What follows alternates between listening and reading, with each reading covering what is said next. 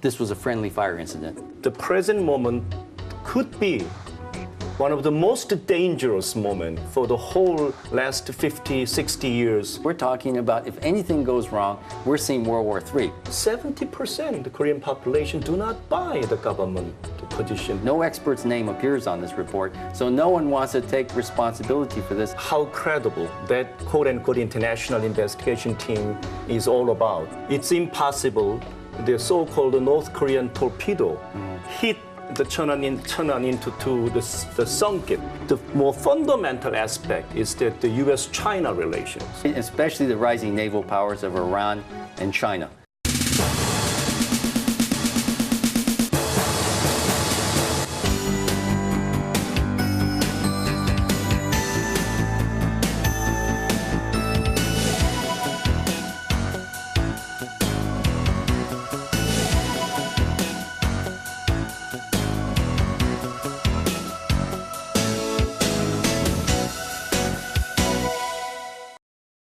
Hello and welcome to China Log. Well, today's topic under discussion is the situation on the Korean Peninsula.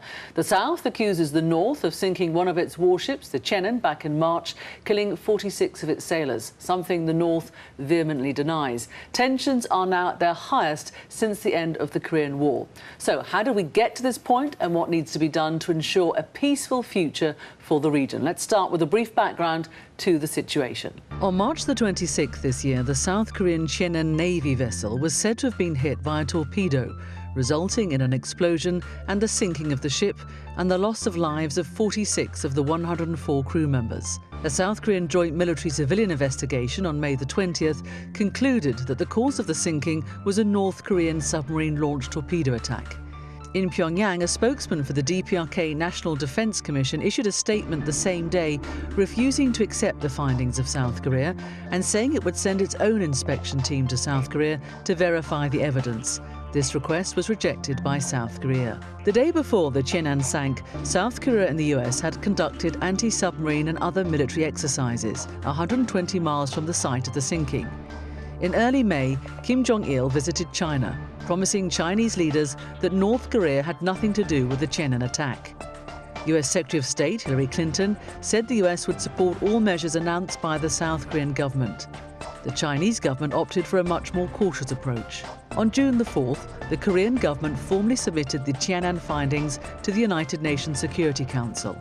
Its Vice Minister for Foreign Affairs, Chan Ying-yu, visited China on June the 8th to open discussions with the Chinese government concerning its documents submitted to the Security Council and to resolve further issues. Well, joining me now in the studio is Professor Chung-Ki Lee from Tsinghua University, who's written many articles on the situation in both South and North Korea and was called in to brief Professor Jang Yong-ling, who's head of Korea Task Force for President Hu Jintao, before his official trip to Seoul to meet President Lee Myung-bak together with Wen Jiabao. Yoichi Shimatsu is a Japanese-American former editor of the Japan Times, whose recent article, "Did an American Mine Sink the South Korean Ship?" has stirred up quite a debate. He's also an independent filmmaker, and they both join me now. It seems, gentlemen, we have reached a diplomatic impasse. We have the Americans blaming North Korea. We have China not conceding, saying in no way will they accept the recent international investigation that actually the North Korea did have something to do with the sinking of South Korea. So let's start first of all. Let's start with Yuichi Shimatsu first. How do you think we got into this situation? Well, I think there's been this whole post-war on terrorism build up again toward raising tensions in the East Asian region. And so the Chenoan sinking affects both not only North and South Korean relations and putting them both away from the sunshine policy of friendship moving toward unification, but it also affects Japan very heavily because we saw the resignation of the Prime Minister Hatoyama as a result of this crisis. And also, most of all, I believe it affects U.S.-China relations because the U.S. seems very committed to this policy of forward deployment, putting its ships right up the front. And you have to remember, for China, the Yellow Sea is the front door of Tianjin, the port of Beijing. So military exercises there and an incident in this area represents the highest level of security threat between these two superpowers. What about you, Professor Chung? Do you go along with that assessment? Yeah, I agreed with Mr. Yoichi, and at the same time, I think we should look into this whole incident from global power relations perspective. First from the United States perspective and from the Chinese perspective. Many scholars, including myself, observing the whole situation, concerned about the major political strategic shift, meaning that U.S. has kept its strategy to, as many say, encircle the huge Chinese territory, the sharing 15 national borders with different nations, including North Korea. The last 20 years, the North Korea's nuclear issues, quote unquote, has become a focal point. The U.S. has approached the whole region, attempting, as many argue, make the China and the North Korea become enemy, not the allies. Using this strategy, U.S. was about to succeed the whole strategy up until last fall. But when the premier, Wen Jiabao, visited Pyongyang last fall, as many American and the non-American scholars conclude, U.S. might have concluded that their strategy will not work anymore. So they needed something else to pursue to the region. So Chenoan incident was brought right to that spot. Okay, there are going to be some saying to you, well, you would say that, wouldn't you? Nevertheless, there is overwhelming evidence, according to the Americans and the South Koreans, overwhelming evidence that the Chenoan was sunk by North Korea. Do you agree with that statement or not? I do not. Well, at first, it seemed like a credible theory. The tensions are high. There's a military exercise called Full Eagle going on. And so both militaries in North Korea and the joint U.S.-South Korean command are face-to-face. So yes, an incident could happen. But what really changed my mind is when they produced the evidence of the torpedo shaft, which is nearly intact. And I looked at the bearings. When I was a young man after college, I worked as a mechanic in a steel mill, and my specialty was bearings. And as you know, a bearing is what shaft turns around, but the outer casing is made of very brittle metal. It's very good for turning things, but it's struck from the outside. And then I realized that this could not be. These pieces could not be intact because a torpedo travels at 50 knots an hour, which is about 80 kilometers an hour. And as you know, the resistance in water is 1,000 times denser than air. So this thing is smashing into the hull of the ship with incredible impact. The bearing case would have broken on that impact, shattered. The explosion that followed would, and also bearings get very, very hot as the torpedoes move along. This thing, after it hits, there's a massive explosion, enough to sink a corvette, a major ship, split it in two, and then it goes into very cold water, which, as you know, when metal hits cold water, it will shatter. So it seemed impossible to me, from my own experience as a mechanic, that this could possibly have survived the attack. And the evidence, it turned out, was a torpedo shaft that was supposedly dredged up by a fishing vessel, but we know this Byongnam Channel, there's no fishing going on. The place has got something like 140 sea mines in there planted by the South Korean. There's no fishing is allowed. So how can a fishing trawler dredge up this thing? So this whole story began to fall apart for me, and other details began to fall in place about the nature of the explosives and so on. Nevertheless, this was an international investigation, Sure, and I repeat, overwhelming evidence. Okay. As they argue, as they claim. Yeah, and I know the Chinese are saying it's a South Korean initiated, so we should be rather circumspect. But the international community has challenged the South Korean and American claim that it's been an international investigation team, but it's led by U.S., Britain, and Australia, and one more, the foreign nation is Sweden, took part in the investigation team.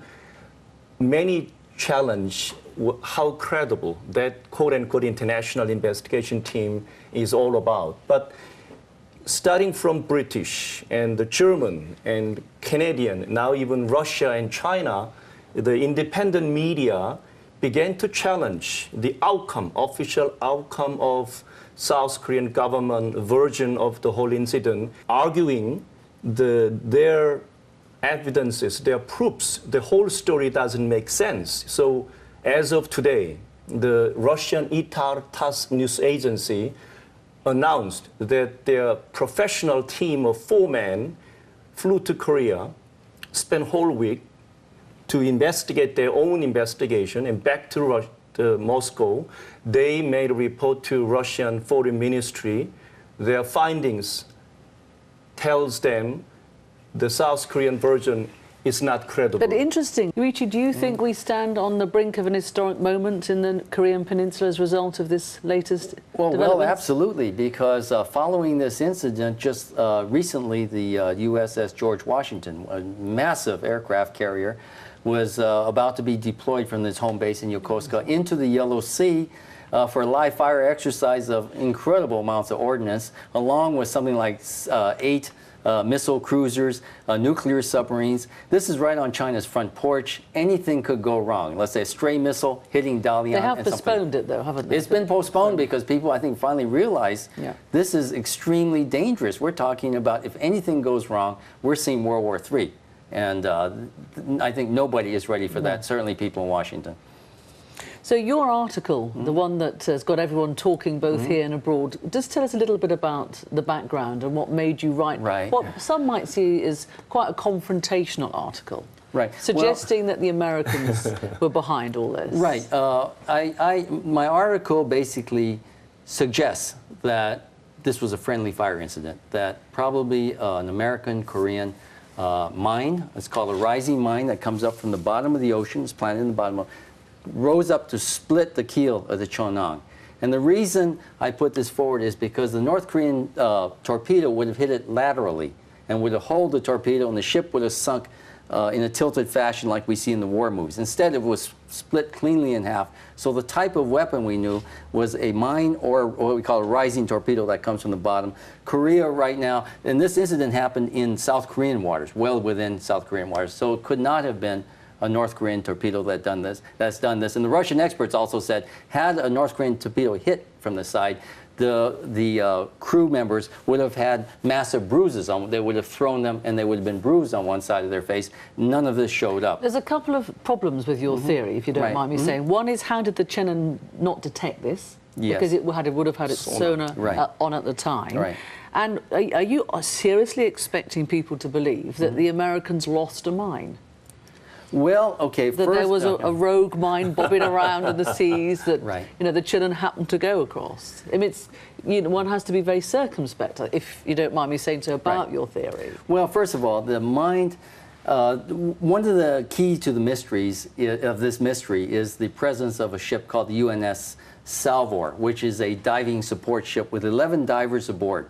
They were not there for a mine clearing operation. They were in South Korean waters, and they had lingered there for 8 days after the end of the Full Eagle naval exercise. And this was an anti-submarine warfare exercise. So it was not just a Chenoan. We had a number of South Korean and American ships around, all with massive amount of sonar. The location also is right in the channel of Byeonang Island, which is opposite the North Korean coast, which is the headquarters of anti-submarine defense. So we see this is the most probably sensitive area for submarine detection in the world. There's not only sonar, there's also acoustical, very sensitive acoustical microphones in the floor. Scientifically, as many say, as you also say, it's impossible to penetrate that area. As U.S. calls it, the most sophisticated naval vessel called Aegis class, 3 Aegis class warships right there. Many question, how come the most sophisticated technology wasn't able to detect couldn't detect the coming in? What is the answer to this? Well, again, I think it's a friendly fire. If the Salvor crew were laying, let's say, a new generation of American mines, American mines have been technologically behind Chinese mines and even Iraqi mines. There was an American cruiser that was hit during the during the Gulf War and damaged. So the Americans have been doing a catch-up program on mines, and especially these rising mines. In China, they're called the assassin's mace. They hit the ship from below and do maximum damage. And everything suggests the ship was actually lifted out of the water. So this would represent a blast in a shallow, an enormous amount of pressure that would lift the ship and split it. But again, how did the Chenoan not know it was going over a mine? Well, because perhaps when they laid the mine, you have to understand this channel has a very swift current and powerful tides. The divers who laid these mines and planted them on the bottom perhaps did not have a lot of time to check the electronics, and maybe when you lay them on, you will test the electronics to see if they work. I suspect one was left on inactivated mode. I can imagine a lot of viewers actually throwing something at their television sets right now, saying you're out of your mind if you think that is right. Well, there's friendly fire accidents, let's say every couple of months in Afghanistan, using the high-tech equipment the United States have. We've seen American, British, Canadian troops getting blown away by these friendly fire accidents. These are very sophisticated weapons depending on the electronics, and we know electronics in your car can misbehave. And certainly in the sea floor, 40 meters below the seabed, in these raging tides, I think there would be, is well within the realm of probability that there was an electronic problem. Okay, what do you think of this? Beyond the realm of probability? Regarding whether what happened to Chenoan incident, many, including South Korean opposition parties and the population and even Chinese government, other countries call for open investigation where the opposition parties also participate within the parliamentary circle. Not only military does sole investigation, not allowing anybody else from outside other than what they have called in to join the investigation, such as the US and Australia and Britain. So if the government, South Korean government and US government are confident enough about their outcome, their investigation result, why they have not been able to open and allow them to join, to let them see what they have. But how probable do you think it was that the Chenoan didn't detect this mine that Yuchi's talking about? I already mentioned that the scientifically, I'm not a scientist, but the coding from the objective scientists. Okay. Scientifically, it's improbable. It's impossible. The so-called North Korean torpedo hit the Chenoan into the sunk it. I mean, even the Americans, actually, just to quote, were surprised. Some experts were surprised that a 130-ton mini-sub, without warning, could bring down a warship 9 or 10 times its size. They quote it as saying it's a power mismatch called asymmetric warfare. So that's according to the Associated Press. But let's just say for 1 minute you were correct. Let's just say, let's just kind of suspend our disbelief systems for a moment, and it was an accident. Yes. Why aren't the Americans saying, sorry guys, we blame North Korea, it was an accident? Why is that not happening? They're still sticking to the story. Sure. There's overwhelming evidence that it was the North Koreans. Okay, in the first weeks after the sinking of the Chenoan, I think most military experts said it was a mine, not a torpedo, because of the way the ship was split, and the fact that a mine would evade detection because it would be buried under sand and gravel, and it would have some stealth characteristics, and the distance would travel was short, whereas a torpedo would travel a long distance, I said at high speed, very noisily, because the Koreans don't have a lot of stealth technology.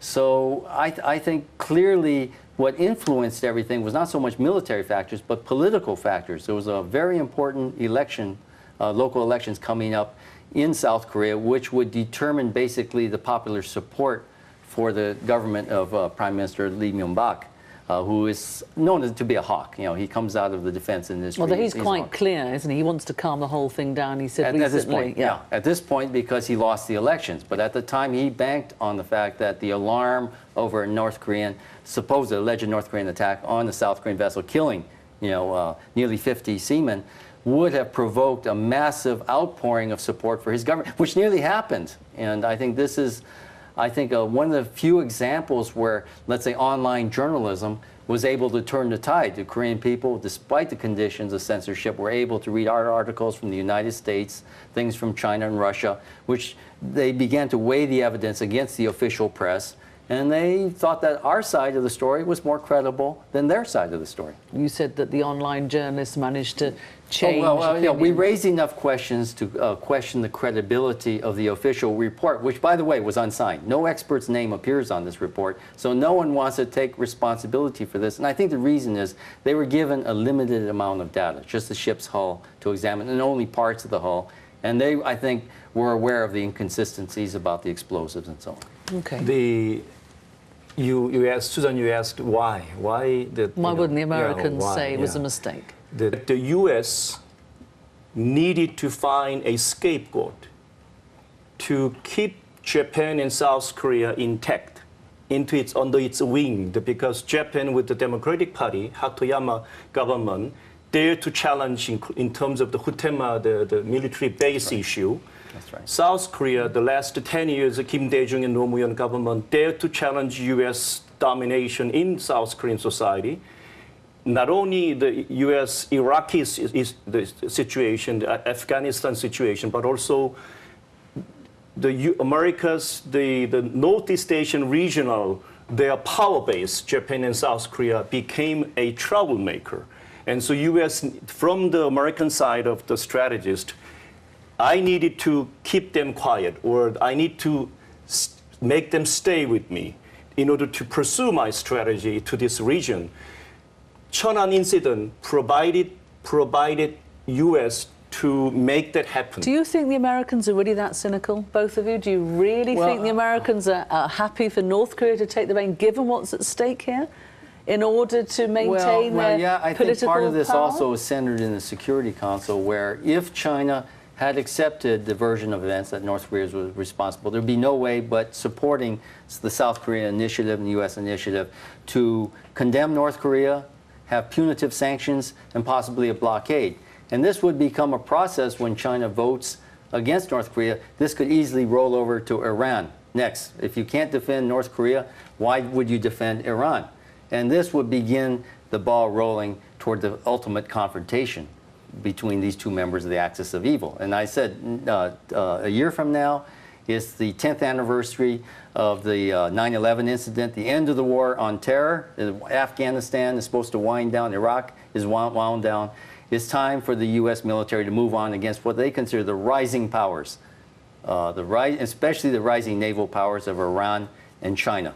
So we're seeing a new phase of confrontation moving in and setting the stage possibly for the elections ahead. The U.S. Intelligence Committee is split between those who believe in soft power, who support Obama's national security strategy, and those in the Navy, Marine Corps, and the Central Command who believe that rising threats must be contained now before it's too late. So there's a fundamental strategy divide in Washington driving this. The additional points that the America's military-industrial complex, the business has been in trouble with the American economy is in crisis. And the missile defense, the military, the industry has been trying to sell it out to Korea.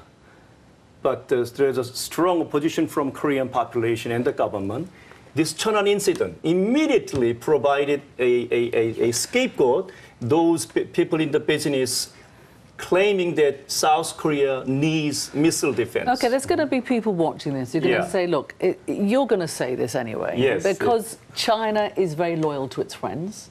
It doesn't like the fact that North Korea, its friend, is being accused of something that, as far as it sees, has not been concluded conclusively, unlike the South Korean position. And you're going to do everything in your power. You're going to say it was a rogue mine. You're going to say, well, it was possibly a rogue mine, and they were happy for North Korea to be the fall guys because of their political position. I mean, how do you argue that criticism that, you know, China is very loyal to its friends? Well, I think in journalism or in international relations, we have to look at the facts of every incident. When North Korea, which is obviously acts in a very rogue way, it goes against the spirit of the United Nations, when they fired rockets over Japan, the world stood there and watched. They didn't protest the fact that it's going over Japanese cities, that if it fell short, it could hit one of our nuclear power plants and kill everyone. The world was incredibly silent, and nobody supported Japan. They told Japan, just calm down, patch it up. Now with the Chenoan incident, which seems quite different, it's not a real incident, it seems a friendly fire incident. Why suddenly is the world all aflame with criticism? But that's in your opinion. Well, from a Japanese perspective, we're wondering. You know, we have a democratic you party. may wonder, but I still come back to the facts on the table at the moment. There's overwhelming evidence of an international investigation, albeit instigated by South Korea, that the North Koreans were responsible. No one as yet has proved otherwise. But the Korean media, the public media have used the language, as you quote, overwhelming proofs and evidence have been silenced, have been put aside, while government brings, as many saying, fabricated evidences, which doesn't make sense to people, anybody. So that actually we need to use the language, overwhelming evidences have not been presented to the people. That's the actually foremost point that people should look into. Why even German, the Deutsche Welle, the public, the media, why the British media, the journalists arguing that the South Korean case doesn't make sense. They should put more in public. The same story, the Russian specialists on the submarine incident, 4 men again spent whole week with the investigation team with the South Korean government. They didn't say anything. And when they back to Moscow, they made it public that our own investigation doesn't tells us the South Korean government case, the presentation doesn't make sense. If what you're saying is correct, if in a game of poker, this would be very, very high stakes, because it can go horribly, horribly wrong. We're talking about a very, very sensitive diplomatic situation at the moment. When the whole world heard the news of the 46 sailors and the sinking of the Chenoan, there was momentarily there was stunned silence as why would the North Koreans be so foolish as to do this now? When until recently it's been relatively calm in this area. Because throughout the Korean history of division, whenever the major elections take place, we call division card. That has taken place repeatedly. North Korea has known that, has experienced that, so they waited until last minute. You are right, as many saying, they are in a way stupid. Why they have waited until then? Why they haven't come out to say we are nothing to do with it? In fact, the North Koreans said we have no idea what happened. Everyone and the whole world looked and went, yeah, right, you would say that. But they took a long time to respond. They took a long time to deny. Could be their mistake. Could be their mistake. You are right. But again, Korean history is nothing new to us, actually. That's many 70% of the Korean population do not buy the government position, do not buy the mainstream media's argument. Why South Korean government inviting, as North Korea suggests, that invite them to join them to sea, and Chinese government. China is right next to South Korea, and the South Korean government. I suppose it's pride, isn't it? It's like, pride. Yes, it's like, we've had our investigation, this is the evidence, and we don't need you to double check it. We call this face saving. It's a large face saving exercise. It is a huge face saving exercise. But I think the real technical issues have a lot to do with the Western powers. The explosive was called PBX, it's the plasticized hexagene, which is used by NATO forces, particularly Germany, suspected as the source of the explosive. And the second point is that the stealth technology a sub would have to approach would be made only possible because the turbulence created makes sound waves in the water. It would have to be, the North Koreans would have to possess what's called a 6-axis milling machine to make these very smooth propellers. Both of these items are massively sanctioned. There's huge export sanctions from the Western countries. These machines are made only in Japan and Germany, and it would just be shocking if Germany was supplying explosives and high technology to North Korea. I mean, this is just not conceivable. And if that's happening, the real enemy is not North Korea or Iran. The real enemy is NATO. Okay, well, on that note, we'll just bring the conversation to an end just for now. I'm talking to Professor Chung Ki-yul from Tsinghua University and Yoshi Shimatsu, who's a Japanese-American and former editor of the Japan Times. Don't go away, a lot more to discuss, the role of NATO, UN, and who really was responsible for the sinking of the Chenoan, and if so, why?